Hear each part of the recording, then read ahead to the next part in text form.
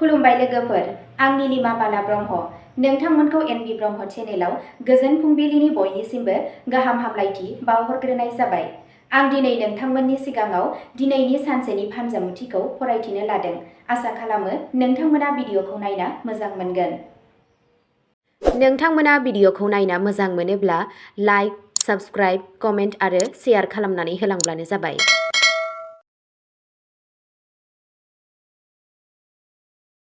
दिनै 1 आगस्ट 2026 मायथाइ एबा 15 सावन दान 1433 मायथाइ सनिबार। गिबियावनो दङ मेष राशि। सनिबारनि बे गिबि सान ओंखारनाया नोंथांनि थाखाय खाबुनि गोदान दरखं बेखेवगोन। नोंथांनि थाबथानाय रांखान्थि आरो खुंथायारि खामानिखौ गोख्रै खालामनो थाखाय दिनैनि साना जर'खायै मोनसे मोजां सान। मावख'आव नोंथांनि दैदेननाय गोहोखौ नोंथांनि लोगोफोराबो सिनायगोन। रांखान्थियारि बिथिङाव माबा मोनसे गिदिर थिरांथा लानांगौब्ला रोंगौथि गोनां सुबुंफोरनि सुबुरुन लाथारनांगौ। नोंथांनि जिउनि लोगोरिजों गोरोबलायनाया जोबोद मोजां जागोन आरो मोनाबिलियाव गोजोनथाव बुब्लिफोर हगारनायनि खाबु मोनगोन। नोंथांनि दिनैनि खाफालगोनां दिगा जादों सानजा, खाफालगोनां अनजिमाया जादों 9 आरो खाफालगोनां गाबा जादों सिन्दुर गोजा गाब। वृषभ राशि। दिनैनि साना नोंथांनि खस्थ'नि गोदै फिथाइ मोननायनि सान जागोन। खामानिथिलियाव नोंथांनि नाजानाय आरो बावसोमनायखौ नुनानै मावख'गिरि थाखोआ गोजोनगोन आरो थुलुंगा होनो हागोन। गोबाव समनि थाखाय थाबथानाय रांखौ हरखाबनो मोनफिननायनि गोबां खाबु दं, जाय गोसोनि बजाखौ खमायगोन। जानाय आरो लोंनायाव गोथारथि लाखि आरो बायजोनि बांद्राय जानाय आदारनिफ्राय गोजानाव था। मोजां मोनलायनायनि सोमोन्दोआव गावजों गाव मान आरो फोथायनाया बांगोन। नोंथांनि दिनैनि खाफालगोनां दिगा जादों खोला सानजा, खाफालगोनां अनजिमाया जादों 6 आरो खाफालगोनां गाबा जादों जोंथि गुफुर गाब। मिथुन राशि। नोंथांनि मेलेमारि रोंगौथि आरो गोदान फालांगियारि सानस्रिफोरखौ बाहायनो थाखाय दिनैनि साना मोनसे मोजां सान। खामानि मावनाय सुबुंफोरा प्रम'शनजों सोमोन्दो गोनां माखासे मोजां खौरां मोननो हागोन। नोंथाङा समाजाव गोदान आरो गोहोम गोनां सुबुंफोरखौ लोगो मोनगोन, जाय इयुनाव नोंथांनि फालांगिखौ फेहेरनायाव हेफाजाब होगोन। नखरनि सोद्रोमाफोरजों मोनसे गोजोनथाव दावबायनायनि बिथांखि लानो हायो। सावस्रिया गोख्रों थागोन आरो नोंथाङा गोहोजों बुंफबनाय जागोन। नोंथांनि दिनैनि खाफालगोनां दिगा जादों साहा, खाफालगोनां अनजिमाया जादों 5 आरो खाफालगोनां गाबा जादों बाथ' गोथां गाब। कर्कट राशि। दिनै नोंथांनि गेजेराव मोनसे गोदान गोसोआरि गोहो थागोन। थांनाय समखौ बावगारनानै गोदान थांखिनि फारसे दावगालांनायनि बेनो थि सम। फालांगियाव गोदान रां थिसननायनि सिगां हाथाइनि बागै मोजाङै बुजिना ला। फरायनायनि बेलायाव दिनैनि साना फरायसाफोरनि थाखाय जोबोद मोजां जानो थांगासिनो दं। जुलियारि जिउआव गोदै थागोन आरो नोंथांनि जिउनि लोगोरिया नोंथांनि मोनदांथिफोरखौ आबुङै मान होगोन। नोंथांनि दिनैनि खाफालगोनां दिगा जादों सा सोनाब, खाफालगोनां अनजिमाया जादों 2 आरो खाफालगोनां गाबा जादों मुक्ता बादि गुफुर गाब। सिंह राशि। दिनै नोंथांनि फोथायथि आरो गोहोआ थिखिनियाव थागोन। जुदि नोंथाङा मोनसे गोदान फालांगि जागायनो सानदों, अब्ला दिनै थासारिफोरा आबुङै नोंथांनि फारसे दं। नोंथांनि नोजोरखौ मावख'आव गोनांथि होनाय जागोन आरो नोंथांनि नोजोरखौ बाख्नायनाय जागोन। रांखान्थियारि थासारिया दिदोमथि थागोन आरो नाङा फाङा जानाय खरसाफोरखौ दबथायनायाव जाफुंसार जागोन। गथ'साफोरनि फारसेनिफ्राय माबा मोनसे गोजोनथाव खौरां मोननानै न'आव गोजोनथाव आबहावा थागोन। नोंथांनि दिनैनि खाफालगोनां दिगा जादों सानजा, खाफालगोनां अनजिमाया जादों 1 आरो खाफालगोनां गाबा जादों सना गोमो गाब। कन्या राशि। दिनै नोंथाङा गावनि गुसु सानस्रि आरो आब्रुथिनि गोहोजों गोब्राब खामानिफोराव जाफुंसार जागोन। बेंकिं, एकाउन्टिं एबा मेनेजमेन्टजों सोमोन्दो थानाय सुबुंफोरनि थाखाय दिनैनि साना जोबोद मोजां जानो थांगासिनो दं। सोरबा गोजाम लोगोजों हरखाबनो रायज्लायनाय एबा लोगो हमज्लायनाया गोसोखौ सुग्लायहोगोन। गावनि सावस्रिखौ जोथोन ला।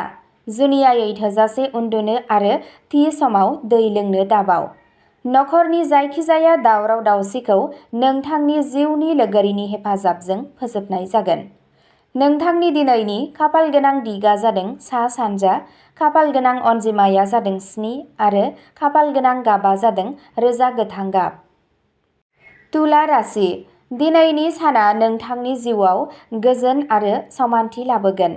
आरिमु, देंखो, फेशन एबा समायनाजों सोमोन्दो थानाय थागिबि सुबुंफोरा गावनि रोंग'थिखौ दिन्थिनो थाखाय मोनसे मोजां प्लेटफर्म मोननो हागोन। रांखान्थिनि नोजोरजों नायोब्ला साना जोबोद मोजां। आयजों लोगोसे दोनथुमनायफोराबो बांगोन। दिनैनि साना बिसि-फिसायनि थाखाय गावजों गाव खाथि फैनायनि आरो गोजाम गोरोन्थि बुजिलायनायखौ फोजोबनायनि सान जागोन। नोंथांनि दिनैनि खाफाल गोनां दिगा जादों सोनाब, खाफाल गोनां अनजिमाया जादों 3 आरो खाफाल गोनां गाबा जादों गलापि गाब। वृश्चिक राशि, दिनै नोंथांनि थाखोमानाय गोहोखौ उदां खालामनायनि सान। नोंथांनि आन्थोर सुथुरफोरा फेजेनजागोन आरो नोंथाङा नोंथांनि खामानिफोरखौ आबुं थिरांथा लानानै फोजोबनो हागोन। जुदि सम्पथि एबा गारिजों सोमोन्दो थानाय जायखिजाया आयदाया थाबथानानै दंब्ला दिनै दावगानायखौ नुनो मोनगोन। बाथ्रा बुंनायाव धैर्य लाखि आरो रागा जोंनानै थाब फिननाय दाहो। मोनाबिलियाव बबेबा धोरोमारि थावनियाव थांनाया जोबोद गोजोन लाबोगोन।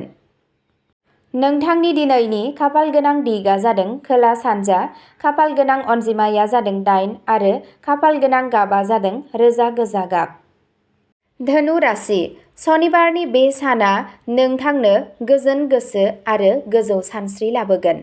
गियान, फोरोंनाय आरो बिजिरसंजों सोमोन्दो थानाय सुबुंफोरनि थाखाय दिनैनि साना जोबोद फिथाइ गोनां जागोन। फालांगियारि आयदाफोराव गोजाननि मावखान्थिफोर सोरजि, जाय गोलाव समनि मुलाम्फा होयो। बिफा एबा गुरु बादि सुबुंनि दैदेननायाव जिउनि मोनसे गाहाय दिथाया रोखा जागोन। रांखान्थियारि थासारिया गोख्रों जागोन आरो गोसोआ गोजोन थागोन।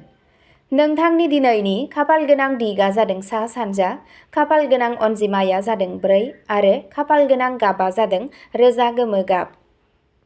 मकर राशि, शनिदेबनि अननायजों दिनै नोंथाङा नोंथांनि खामानि मावनाय फोथाराव दिदोमथि आरो गोहो नुनो मोनगोन। मोजां फिथाइ मोननो थाखाय सोलिबाय थानाय नाजानायनि सम सफैबाय। लोगोफोर आरो सिङाव थानाय सोद्रोमाफोरनिफ्राय आबुं मदद मोनगोन, जायनि जाहोनाव गोब्राब खामानिफोरखौबो थि समनि गेजेरावनो फोजोबनाय जागोन। नोंथाङा नोंथांनि नखरनि बिबानफोरखौ जोबोद मोजाङै मावफुंगोन। मोनाबिलि समाव नखरनि सुबुंफोरजों थांब्ला गोसोआ गोजोनखौ मोनगोन। नोंथांनि दिनैनि खाफाल गोनां दिगा जादों खोला, खाफाल गोनां अनजिमाया जादों 11 आरो खाफाल गोनां गाबा जादों निला गाब। कुम्भ राशि, गोदान दिहुनथाय आरो समाजारि हाबाफोराव बाहागो लानो थाखाय दिनैनि साना साबसिन सान। नोंथांनि गोदान सानस्रि आरो बिथांखिफोरा मावख'आव आरो फालांगियावबो बाख्नायजागोन। राङारि लेनदेनाव गोरोंथि लाखि आरो लेखा बिलाइनि खामानिखौ सोलोजों खालाम। लोगोफोरजों सम हगारनाया नोंथांखौ गोहोजों बुंफबगोन। मोजां मोनलायनायनि सोमोन्दोआव गावजों गाव बुजिलायनाया बांगोन आरो सोमोन्दोआव राफोद जानायखौ नुनो मोनगोन।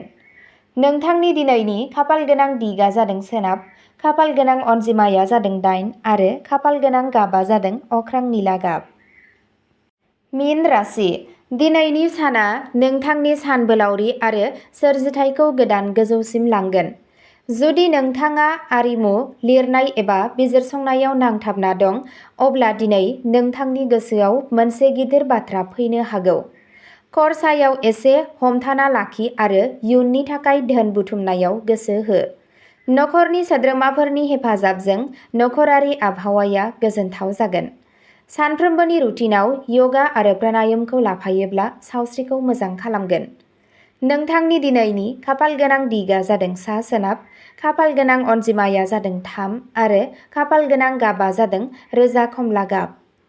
अब्ला दिनैनि फानजामुथि एबा राशि फरायथिनाया एसेनोसै। नोंथांमोनहा सानफ्रोमबो फुंबिलि समाव नोंथांमोननि साना माबोरै थांगोन एबा सानसेनि फानजामुथिखौ खोनासंनो एबा नायनो गोसोब्ला चेनेलखौ साबस्क्राइब खालामनानै लादो आरो भिडिअखौ मोजां मोनदोंब्ला अन्नानै लाइक, शेयार आरो कमेन्टबो खालामनानै होलांब्लानो जाबाय। गोजोन्थों।